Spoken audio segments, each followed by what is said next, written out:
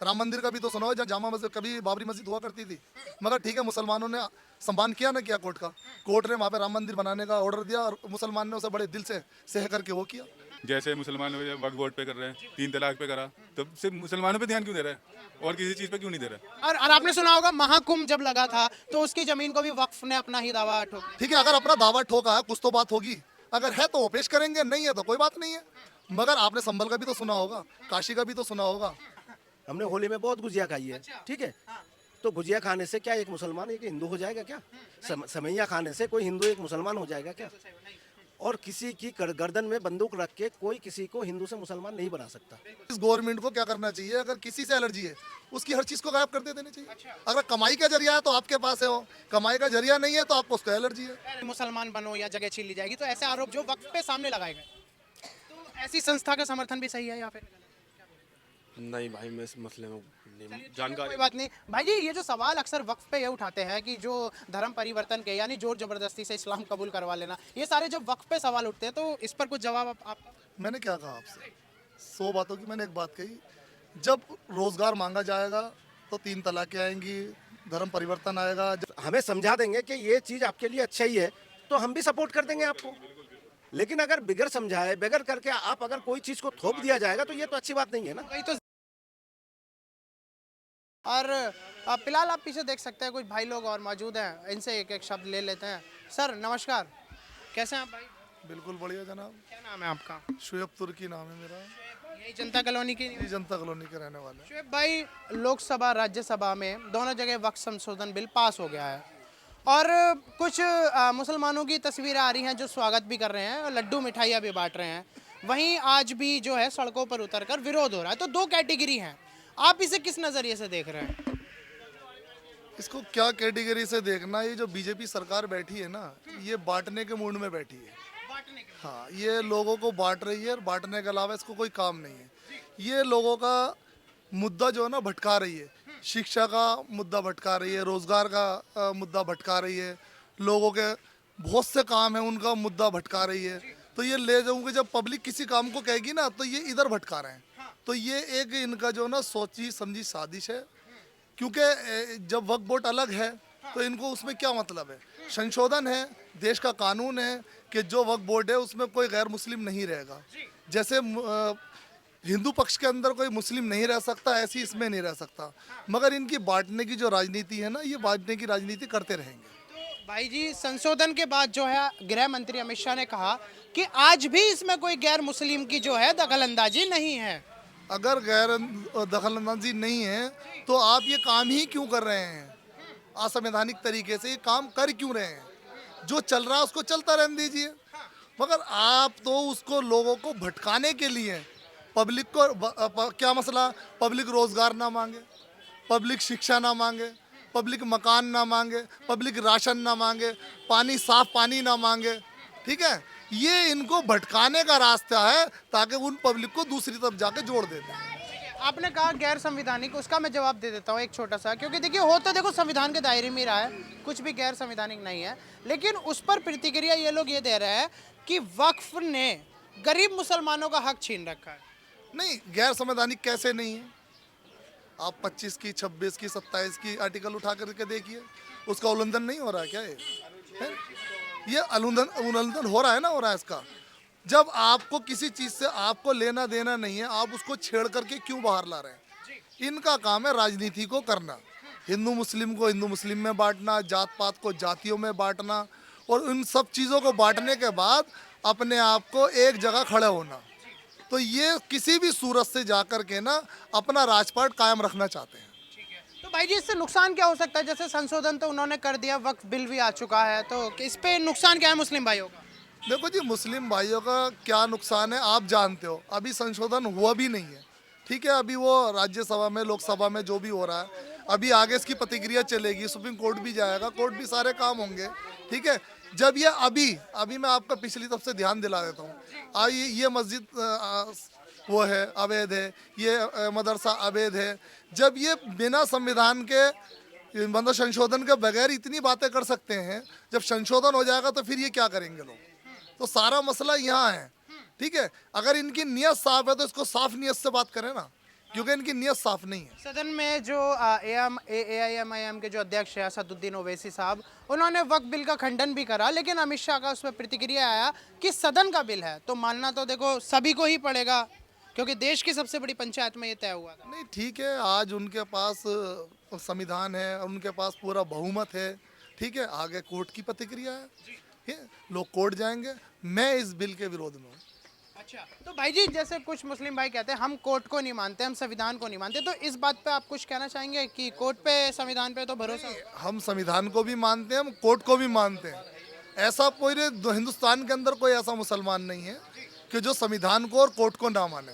हम संविधान को भी मानेंगे, कोर्ट को भी मानेंगे, मगर अगर संविधान से वो हम कोर्ट लेकर के जाएंगे, अगर जो कोर्ट फैसला करेगा हम उसका आदर करेंगे, कोर्ट का आदर करेंगे। पर भाई जी 3 तलाक पर काफ़ी विवाद हुआ, NRC को लेकर भी दिल्ली में दंगे तक हो गए, और वक्फ का बिल भी जो है बहुमत में ये लोग तब पास भी करेंगे और कोर्ट जो फैसला हित में, तो उसके बाद इससे क्या नुकसान आपको नज़र आता है कि ये कहीं ना कहीं नुकसान आपको लग रहा है? मैंने क्या कहा आपसे अभी, मैंने अभी आपसे क्या कहा कि जब जब आप रोजगार मांगोगे, जब जब ये NRC लाएंगे, जब जब आप शिक्षा मांगोगे, जब जब ये वक्फ बिल लाएंगे, जब जब आप अपने हक मांगोगे, तो जब ये कोई ना कोई सा बिल लेकर के आएंगे। ये आप पब्लिक से पूछिए, पब्लिक के बीच में जाइए। चलिए भाई जी, एक आखिरी सवाल और कर लेते हैं, आपने मुझे बता दिया, लेकिन एक सवाल ये जा रहा है कि वक्फ बोर्ड जो है, आखिरी सवाल है, वक्फ बोर्ड ने मुकेश अंबानी के घर पर भी दावा ठोका है, राम मंदिर की जो जगह थी उस पर भी उन्होंने बताया, केरला में कैथोलिक चर्च है, एक पूरा गांव है, तो ये जो सारी बातें हैं वक्फ के अंदर से निकल के, इसमें कैसी है कि ये बात सही है, ये सच्चाई है कि जो जगह पर दावे ठोक देना, ओरल वक्फ की मैं बात कर रहा हूं। नहीं, मैंने क्या कहा, ये तो कानून प्रतिक्रिया बताएगी कि उसके कागज किसके पास हैं, ठीक है। ऐसे बाबरी मस्जिद का मामला हुआ, सीधे काशी का मामला हुआ है, संभल की। और आपने सुना होगा महाकुंभ जब लगा था तो उसकी जमीन को भी वक्फ ने अपना ही दावा ठोक दिया। ठीक है, अगर अपना दावा ठोका है कुछ तो बात होगी, अगर है तो वो पेश करेंगे, नहीं है तो कोई बात नहीं है। मगर आपने संभल का भी तो सुना होगा, काशी का भी तो सुना होगा, राम मंदिर का भी तो सुना होगा, जहाँ जामा मस्जिद कभी बाबरी मस्जिद हुआ करती थी। मगर ठीक है, मुसलमानों ने सम्मान किया ना किया कोर्ट का, कोर्ट ने वहाँ पे राम मंदिर बनाने का ऑर्डर दिया और मुसलमान ने उसे बड़े दिल से सह करके वो किया। तो मसला सारा क्या है, सारा ये जो बीजेपी सरकार जो केंद्र के अंदर बैठी है, इनका सारा मसला ये है कि हम लोगों को, यहाँ की जो भोली भाली जनता है हिंदुस्तान की, उनका शिक्षा से दिमाग को हटाना है, रोज़गार से दिमाग को हटाना है, भाईचारे को दिमाग से हटा करके ये नया जो रूल ला रहे हैं, जो इनके काम करने के वो तो करेंगे नहीं। अब ये ज़मीनों का बंटवारा अडानी को दे देंगे, अंबानी को दे देंगे, तो ये इनका मसला सारा है, और कोई मसला। आप देखिए कौन कौन सी चीज़ें इन्होंने क्या क्या करा है। आज हिंदुस्तान की कितनी चीज़ें हैं जो इन्होंने लीज पर दे रखी हैं है? अगर इनको किसी चीज़ से इनको एलर्जी है तो उन चीज़ों को ख़त्म कीजिए ना। मैं जब मानता हूँ कि इस गवर्नमेंट को क्या करना चाहिए, अगर किसी से एलर्जी है उसकी हर चीज़ को गायब कर देनी चाहिए। अगर कमाई का जरिया है तो आपके पास है वो, कमाई का जरिया नहीं है तो आपको उसको एलर्जी है। भाई जी, पर ये जो कह रहे हैं कि राहुल गांधी जैसे जो नेता हैं या अखिलेश यादव जैसे जो नेता हैं वो हमारे मुसलमान भाइयों को डराने का काम कर रहे हैं, तो ऐसा ही जो बीजेपी के सांसदों ने बोला है सदन में, और कह रहे हैं कि केवल डरा रहे हैं कि मस्जिदें छीन लेंगे, कब्रिस्तान छीन लेंगे, ऐसा कुछ नहीं होने वाला, ये अमित शाह ने बोला हुआ है। तो कुछ भरोसा इस बात पर आप लोगों को? नहीं, अमित शाह की बात पर तो बिल्कुल भरोसा ही नहीं। अमित शाह की बात पर भरोसा नहीं? यही कर रहे हैं, टारगेट मुसलमानों को कर रहे हैं और उन पे जुल्म ही हो रहा है और कुछ नहीं है। बस ये सरकार जो है जुल्म ही कर रही है मुसलमान पर। पर एक सवाल ये आया, जैसे आपने कहा कि मुसलमानों को टारगेट कर रही है, मैं इस बात पर एक छोटी सी बात यह है, उन्होंने कहा कि जो गरीब मुसलमान जो आज तक जो झुग्गियों में रहते हुए आए, जिनके पास खाना नहीं है, अन्न नहीं है, उनका आज तक वक्फ ने कभी भला नहीं करा इतने सालों में, तो वो उस चीज़ की बात को लेकर आगे बढ़ावा दे रहे हैं। नहीं, अभी कुछ और कह रहे हैं, कल को फिर कुछ और कहेंगे, फिर नया मुद्दा ला के सामने खड़ा कर देंगे, पिछले को भुला देंगे। तो यही इनका शुरू से चल रहा, 10 साल से यही कर रहे हैं, और फिर कुछ और नया ले आएंगे। खैर कुल मिला के ये है कि वोट बैंक बढ़ाने के लिए सिर्फ मुसलमान ही दिख रहा है। वो उनकी राजनीति है, वो चाहे हिंदू मुसलमान की राजनीति कर रहे हो, मंदिर मस्जिद के कर रहे हो। पर फिलहाल अगर वक्फ बोर्ड की बात करूं, क्या नाम है सर आपका? मोहम्मद अनस। अनस भाई, अनस भाई, वक्फ बोर्ड पे जो आरोप लगा उस पे हिंदुओं की ज़मीन जो छीनने का आरोप लगा, धर्म परिवर्तन तक का भी केरल में, कर्नाटक में रुझान सामने आए कि मुसलमान बनो या जगह छीन ली जाएगी। तो ऐसे आरोप जो वक्फ पे सामने लगाए गए, तो ऐसी संस्था का समर्थन भी सही है या फिर नहीं भाई, मैं इस मसले में नहीं कोई जानकारी। बात नहीं भाई जी। ये जो सवाल अक्सर वक्फ पे ये उठाते हैं कि जो धर्म परिवर्तन के यानी जोर जबरदस्ती से इस्लाम कबूल करवा लेना, ये सारे जब वक्फ पे सवाल उठते हैं तो इस पर कुछ जवाब आप मैंने क्या कहा आपसे? 100 बातों की मैंने एक बात कही। जब रोजगार मांगा जाएगा तो 3 तलाकें आएंगी, धर्म परिवर्तन आएगा। जब आप शिक्षा मांगोगे, ये सारे मुद्दे बीजेपी उठाती रहेगी। इसके अलावा इनके पास कोई मुद्दा नहीं। आज इनके पास क्या मुद्दा है? क्या कह रहे हैं? मैं कह रहा हूँ यही काम क्यों कर रहे हैं, और कोई काम क्यों नहीं कर रहे हैं? जैसे मुसलमान वक्फ बोर्ड पे कर रहे हैं, 3 तलाक पे करा, तो सिर्फ मुसलमानों पे ध्यान क्यों दे रहे हैं, और किसी चीज़ पे क्यों नहीं दे रहे? है ना, ये नमाज नहीं पढ़ने दे रहे हैं, वो मतलब सारी बात वो है कि मुसलमानों पे ध्यान दे। हाँ बिल्कुल, तो यही काम क्यों कर रहे हैं? और भी तो हमने बिठाया, तो क्यों बिठाया? यही काम करने के लिए बिठाया। अच्छा, वोट गया था आप लोगों के यहाँ से इस बार दिल्ली से? वोट नहीं गया तो जीते कैसे? नहीं, मैं पूछ रहा हूँ, मैं वैसा। मतलब हमारे यहाँ से नहीं। हैं जी? बहुत वोट गया, 10 से 15% वोट बीजेपी को मुसलमानों ने दिया है। ऐसे दिल्ली में हाँ, नहीं, जब मोदी जी कहते हैं कि सबका साथ सबका विकास, ठीक है, तो फिर एक तरफा की राजनीति क्यों? एक तरफा राजनीति क्यों? और जो उन्होंने ईद पर आपने सुना होगा, सौगात मोदी, 32 लाख मुसलमानों को तोहफे बांटे गए थे, तो ये भी तो एक पार्ट हो सकता है सबका साथ का। मतलब कोई बात नहीं, अच्छी बात है। अगर कोई काम अच्छा करेंगे तो अच्छा है, और बुरा करेंगे तो बुरा है। अगर उन्होंने 32 लाख लोगों मुसलमानों को रोक कुछ दिया है तो मैं स्वागत करता हूँ उनका, कि अच्छी बात है, ऐसी कोई बात नहीं है। हमारे प्रधानमंत्री हैं, हमने उन्हें चुना है। और बात क्या है कि अगर हम वोट दें या ना दें, मगर हमारे देश के प्रधानमंत्री हैं, यानी कि हमारे हैं। वो एक अलग बात है कि कोई किस राजनीतिक पार्टी से, कोई किस राजनीतिक पार्टी से, मगर प्रधानमंत्री तो, हाँ, सबसे बड़ी बात ये कि प्रधानमंत्री तो हमारे हैं ना। तो हम आपके चैनल के माध्यम से मोदी जी से कहना चाहते हैं कि जो आप कैमरे पर बोलते हो, सबका साथ सबका विकास, अगर आप ये करेंगे तो बहुत बेहतर होगा। देश में बंटवारा नहीं होगा, देश में जात पात की लड़ाई नहीं होगी, गाय के नाम पर किसी को मारा नहीं जाएगा। तो इन चीज़ों को आपके चैनल के माध्यम से मोदी जी से हाथ जोड़ के विनती है मेरी कि जैसा आप बोलते हैं सबका साथ सबका विकास, तो आप वही लेके चलिए, सबका साथ और सबका विकास। जी सर, नमस्कार बड़े जी। बस बढ़िया। क्या नाम से हुआ? डॉक्टर जहांगीर। है जी? डॉक्टर जहांगीर। अच्छा, तो डॉक्टर साहब, हाँ जी। डॉक्टर साहब, जो वजीर आजम की कार्रवाई, वो तो वक्फ बिल लाए और इस वक्त थाईलैंड में जो है दौरा कर रहे हैं और थाईलैंड से बड़ी बड़ी प्रतिक्रियाएं दे रहे हैं। ये जो फैसला आया है, इसमें 2 गुट है। कुछ मुस्लिम सड़क पर विरोध कर रहे हैं, कुछ खुशी के मारे लड्डू भी बांटते नजर आए। आप किधर साइड है, अगर आपकी राय लें? देखिए, हम तो वक्फ बिल के खिलाफ है, हाँ। क्योंकि ये वक्फ संशोधन बिल के। हाँ, वक्फ संशोधन बिल के खिलाफ है। ये सिर्फ पर्टिकुलरली अंबानी के घर को बचाने के लिए ये बिल लेके आया है। जो अंबानी ने वक्फ ने जो दावा ठोका हुआ है उसको तो नहीं कह रहे हैं? उसको बचाने के लिए, खास करके जो उद्योगपति है उनको जमीन देने के लिए ये बिल लेके आया। आप एक बार बताओ कि कभी भी किसी बिल को, ये इतना महत्वपूर्ण बिल नहीं था कि आपके रात के 2 बजे वोटिंग करोगे आप। सर, मैं उसका जवाब देता हूँ। विपक्ष की मांग थी 8 घंटे की प्रतिक्रिया 12 घंटे चलने चाहिए, और महत्वपूर्ण बिल इसलिए क्योंकि देश में तीसरे नंबर पे वक्फ पे सबसे ज्यादा प्रॉपर्टी है। प्रॉपर्टी सबसे ज़्यादा है। आप एक बार बताओ, उसके ऊपर चर्चा क्यों नहीं है? 26% जो टैरिफ लगाया, उसी दिन तो लगाया, 2 तारीख की रात को, 2 तारीख की रात को।